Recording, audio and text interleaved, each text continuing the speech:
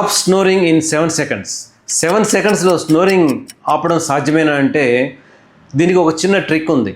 ఆ ట్రిక్ ఏంటంటే మనం ముందుగా స్నోరింగ్ ఎందుకు వస్తుంది అనేది అర్థం చేసుకోవాలి. సాధారణంగా మనం వెనక్కి వెలికిలా పడుకున్నప్పుడు టంగ్ వెనక్కి పడిపోయి ఎయిర్వే బ్లాక్ అయిపోతుంది. ఎయిర్వే బ్లాక్ అయితే సాఫ్ట్ టిష్యూస్ అన్ని వైబ్రేట్ అయ్యి స్నోరింగ్ సౌండ్ లాగా గురకలాగా వస్తుంది.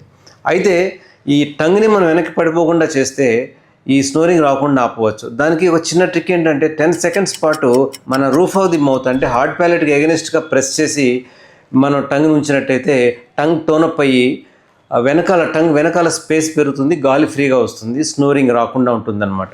అయితే ఈ ఎక్సర్సైజ్ని రిపీటెడ్గా 4 to 6 weeks వరకు రెగ్యులర్గా చేస్తే లాంగ్ టర్మ్ రిజల్ట్స్ వస్తాయి. ఇది ఎవరికి ఉపయోగపడుతుందంటే మైల్డ్ స్నోరింగ్ ఉన్న వాళ్ళకి డెఫినెట్గా, ఎస్పెషల్లీ టంగ్ స్నోరర్స్కి డెఫినెట్గా ఉపయోగపడుతుంది. మోడరేట్ సివియర్గా స్నోరింగ్ ఉన్న వాళ్ళకి, స్ట్రక్చరల్ ప్రాబ్లమ్స్ ఉన్న వాళ్ళకి సర్జరీ కూడా చేయవలసి రావచ్చు.